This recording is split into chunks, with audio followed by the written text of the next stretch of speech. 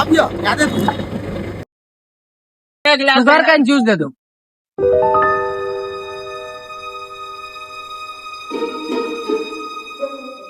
गन्ना रस भैया, 1 गिलास गन्ना रस। गन्ना रस, हाँ हाँ, ये लो भैया।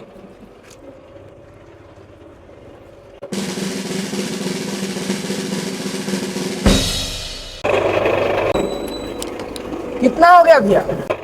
30 रुपीज भैया। 30 रुपीज हिंदी में बताओ ना कितना हुआ?